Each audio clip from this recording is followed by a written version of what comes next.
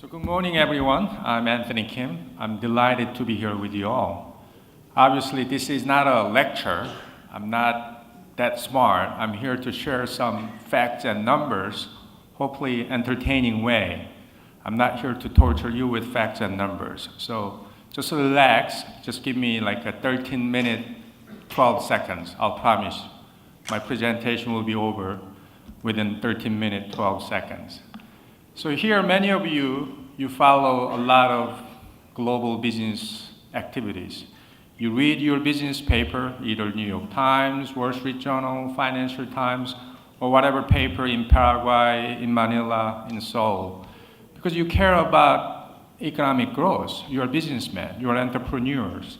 Whatever you do, you want to do it right, and you want to contribute something to society. And that's what we're going to talk about today. I just want to say up front, your role is very important. Basically, we're the CEO and CFO of a company called ourselves. We may work for a big company here and there, Manila, Asuncion, Seoul, but ultimately it's about the company called me and you. And that's how we make global development and global progress towards a greater opportunity and prosperity. Quick principles. Heritage Foundation, we believe in expanding and promoting basically 4 principles: freedom, opportunity, prosperity, and civil society. If I may, let me repeat those: freedom, opportunity, prosperity, civil society.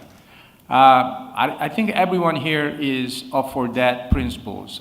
Without that, those 4 principles are interrelated. Without that, we cannot have any meaningful or sustainable economic development. So that'll be my overarching theme of my quick presentation. I'm going to go over some slides with you.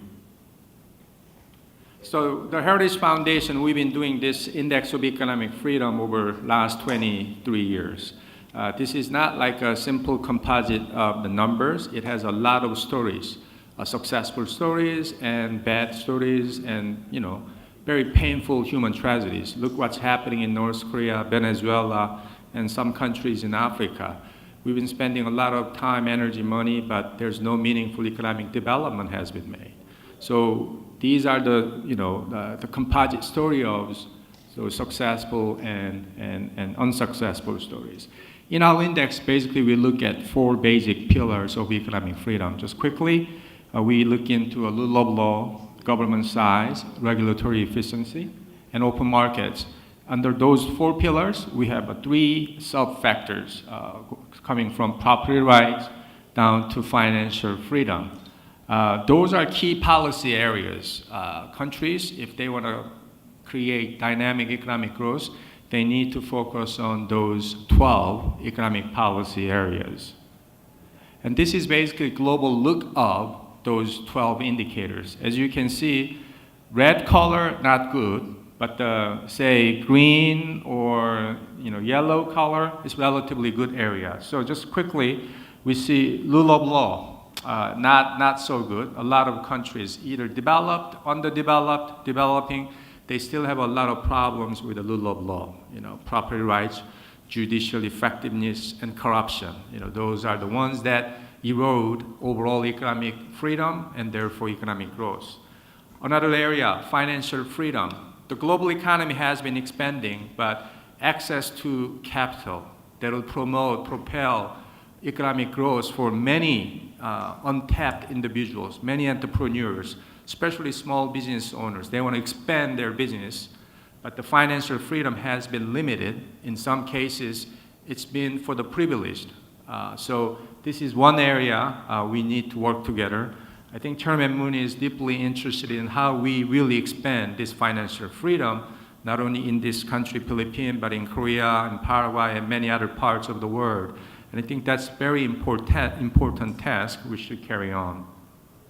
So just quickly, in our index, we cover 186 economies. As you can see, the green, they are good ones, free economies, and red ones, they are bad ones. They don't have any economic freedom or any meaningful dynamic economic growth. As you can see, Hong Kong, Singapore, New Zealand, Australia, They are all in Asia Pacific area. Hong Kong, Singapore, two city economies, they are top of our list. In the least free, not surprisingly, North Korea is leading the charge here. They are the least free economies. You wonder why, but you know the answer already, so I don't have to get into details. Not far from North Korea, we have Venezuela, Cuba. It's such a tragedy in Venezuela. You don't have even toilet papers anymore. No milk, no eggs. That's a human tragedy. The country, if you look at it, much bigger than South Korea, much bigger than Paraguay. It has a lot of natural resource, but the policies that the previous government and current government has been putting together, they've been killing entrepreneurial dynamism and economic prosperity in that country. Quickly here, as you can see, there's a nice correlation between economic freedom and global GDP and overall poverty rates. As economic freedom expands since 1995, the global economy has been expanding. That means the absolute poverty level at global level, it's been decreasing. This is a good news. You hear a lot about, free market capitalism is not working, it's just for the few.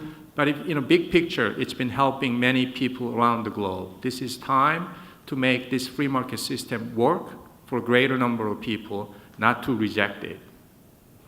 Another angle, so economic freedom is about prosperity. It's about more opportunities because it generates a lot more growth rates. So the left side, that's the absolute level. If you have a higher economic freedom in your country, you tend to have a greater standard of living, higher GDP per capita. And if you improve your economic freedom faster than others, you see higher economic growth rates. So these are some technical numbers and stuff. You can find all these numbers in the book or in our index website.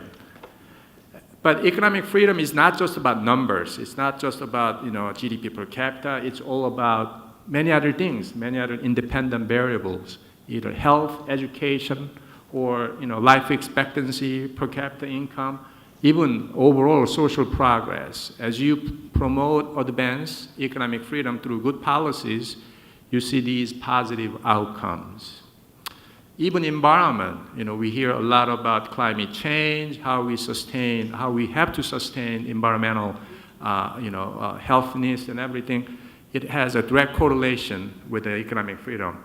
Meaning, if you have a higher economic freedom, you have a better capacity in terms of innovating your capacity, better technology for cleaner environments.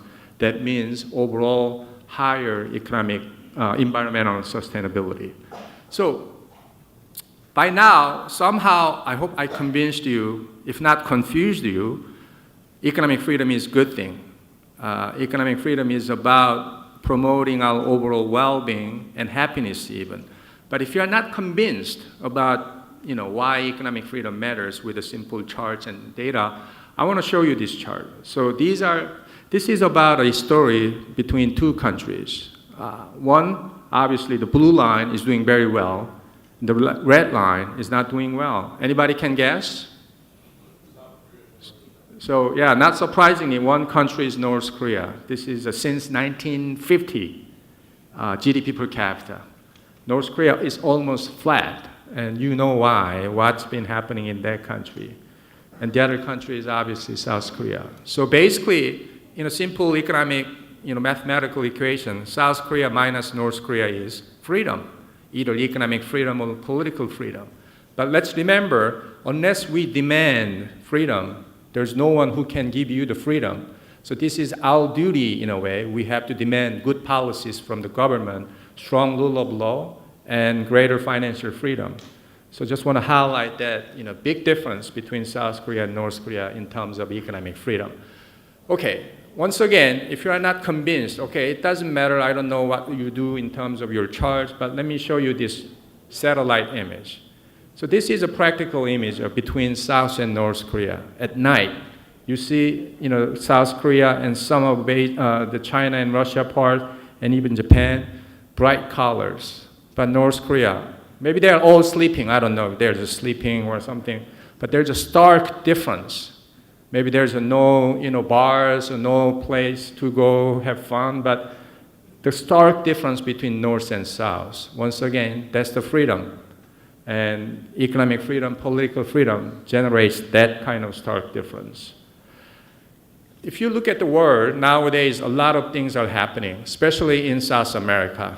If you look at South America, Argentina, they had an election last year. It's been changing. The new president there, they are reversing the country's overall economic policy direction. Positive things are happening. Brazil, it's a big country, but the country is still suffer from corruption, lack of rule of law, and lack of economic opportunity.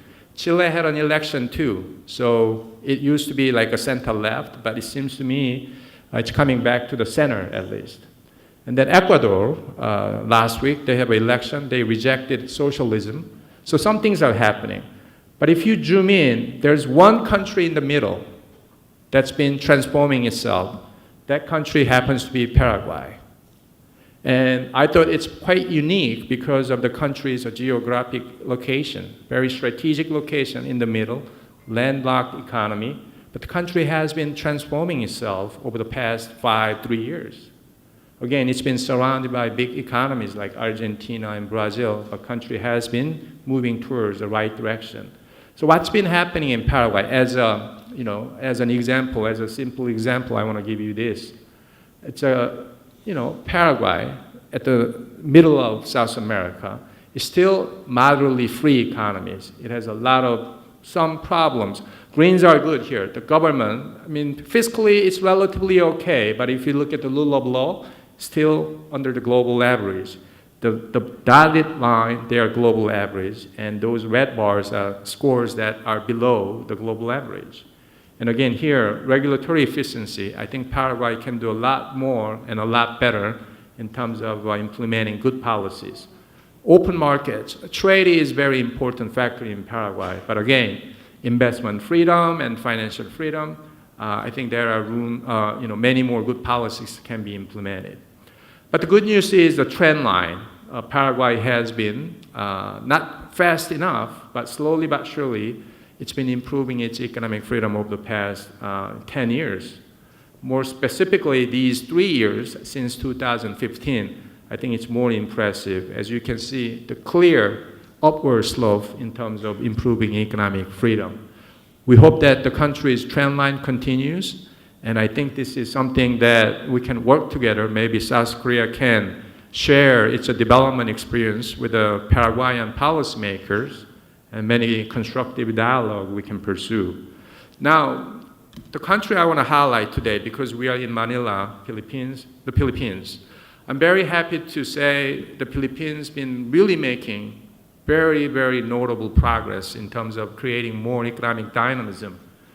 The country used to be one of the poorly performing country in our index, but from 2016 last index to this year's index, the Philippines has improved quite a bit.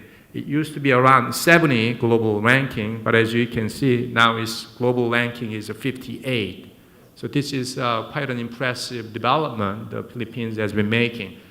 It's not only the policymakers' work, but I think the people of the Philippines, they deserve this kind of good news. They've been waiting for too long. I think this is time for them to really demand greater economic freedom and really make sure that they get the benefit of greater economic freedom. And again, the trend line is very positive, basically upward and forward. It's been getting better and better since 2008. We know what happened since 2008, global financial economic crisis, but the Philippines has been charting very positive course throughout the last 10 years. And it's really good news because Philippines used to be below the global average in terms of economic freedom, but now it's above the global average. So I want to give a thumbs up for the Philippines here. And more specifically, here's what you can do in the Philippines. I think I have my good, I want to say colleague and friends from Philippines National Competitive Council, because my visit to Philippines back in 2014, he and his agency hosted us in terms of talking about how to improve the Philippines' competitiveness. So this kind of constructive dialogue has been paying benefit and dividends, and that's what we see here today. Again, the Philippines' fiscal policy is overall very positive. Government deficit is very low. Even public debt in this country is quite under control. But rule of law, this is an ongoing fight in the Philippines. I don't have to get into details. Many of you know here what has been happening in the Philippines. And every day is a new day in terms of making progress in the strong rule of law. And here, regulatory efficiency and open markets, all these charts, you can see more details through our index website, or I have some copies of the Philippine country page here, so you can take these copies. So, we talked about these numbers and figures, but once again, you can get all these detailed numbers and figures and charts from our index website. But I just want to make sure that, one message: economic freedom matters and good governance matters. And that's why convention like Global Peace Convention, we get together, we share ideas, we talk about what we can do as an individual citizen. And this is a journey we are making continuously. This is not just one-time occasion. This has to be with a committed mindset. It has to be continued this generation to next generation. So this is an ongoing journey.